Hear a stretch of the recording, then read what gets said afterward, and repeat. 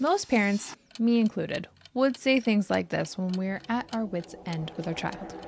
You're really frustrating me right now, or you really need to cooperate. Why are you making this harder than it needs to be? Not only do these phrases not work, but if you keep repeating it, it actually weakens the secure attachment between you and your child. If you're a parent like me who uses any of these phrases just to get your child to listen, here's what I found to say instead.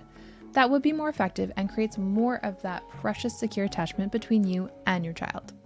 Hi, I'm Mallory, mom of 3. I research this parenting stuff so you don't have to. And everything I share is grounded in attachment theory. Let's get started.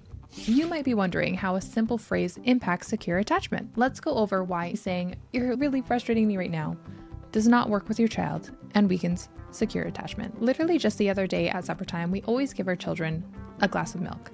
We have learned to not fill it this full. We now fill it this full because they are always spilling the milk all over the table. So anyways, my daughter is drinking the milk. She is now done, but there's some droplets at the bottom, don't you know?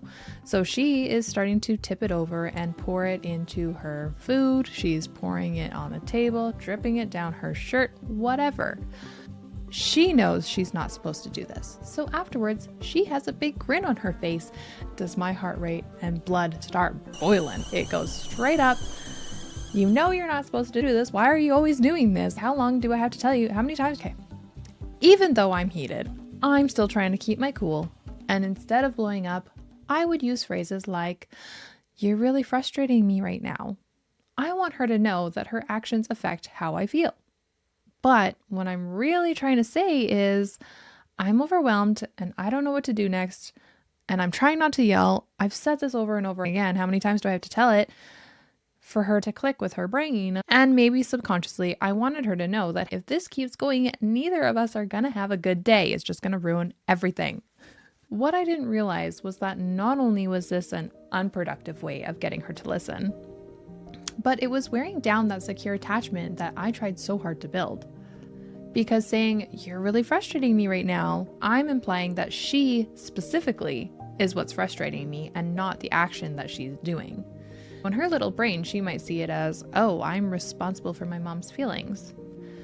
And okay, well, what's so wrong with that? Psychologists have a fancy name for this. It's called blame shifting. It's when we accidentally make our child the emotional manager for the parent. Your child starts learning mom's emotions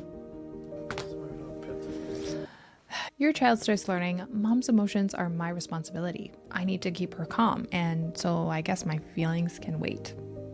That's not empathy. That's making your 4-year-old your emotional support animal. So I looked into the attachment theory for a better solution. Here's what I should have said instead. Instead of, "You're really frustrating me right now," when your child is struggling to put on a jacket or shoes, try this instead. "I'm feeling frustrated when this happens. When you don't help mama put on your jacket, I feel frustrated. I need you to stop fighting and help me out, okay?" This describes your emotional experience and gives your child feedback on what exactly you're feeling frustrated about. Healthy boundaries where adults stay responsible and guide the behavior. This next one is a personal favorite that I say all the time, and it never works. So here's what I say instead. If you find this video helpful, I would love it if you would give a thumbs up and subscribe, as I am posting every week. Let's talk about why saying, "I need you to cooperate," never actually gets cooperation. Just yesterday morning, we were trying to get out the door. You know, the usual chaos. And my child is doing everything except getting ready. She's delaying. She's playing with her toys and saying, "Oh, she's got to go to the bathroom" all of a sudden, when I literally just asked if she needed to go to the bathroom. I can feel my jaw clenching because we're going to be late, and I say my famous line, "I really need you to cooperate right now." Why? Because we're behind schedule and I just need her to do this one thing. Here's what I didn't realize. Not only does this phrase never work, but it actually makes my child's brain more scrambled than less. Because when I say, "I need you to cooperate," what does that even mean to a 4-year-old? In their little brain, they're thinking, "Okay, but what do you need? What am I supposed to be doing? Why is mom upset?" Their nervous system is already overwhelmed. And now I just handed them a vague recipe with 0 instructions. So what's the problem here? Child psychologists call this the compliance trap. We think saying cooperate should trigger some obedient switch, but kids don't have that switch. What do kids need when they're overwhelmed? They need an adult who's calm, who breaks things down into small steps. Here's what I started saying instead. Instead of, I need you to cooperate when you're trying to get out the door, try, I need this to go smoothly. So here's what I need from you right now. Left arm in the sleeve. Can you do that for me? Then make it a game. Now the right arm in. Oh, you're so fast. Now zip, zip, zip, just like Froggy goes to friggin' school. You're not asking them to cooperate. You're giving them a roadmap that their brain can actually follow. The shift is subtle, but changes everything. From figure out what I need and just do it to I'm going to guide you through this step by step. One overwhelms, the other helps them succeed. This last one is something that us moms say when the moment gets heated, but it actually creates shame. Which phrase do you catch yourself saying when you're mad? Drop it in the comments below. You're making this harder than it needs to be. It never gets cooperation. It actually creates shame. And here's why. When you say this, your child doesn't hear, this situation is complicated. They hear, oh, I'm the problem. Here's what's actually happening. Your kid doesn't choose to be difficult. They're struggling with transitions, impulse control, or emotional overload. But this phrase turns their skill gap into a character flaw, and they start to learn to shut down fast.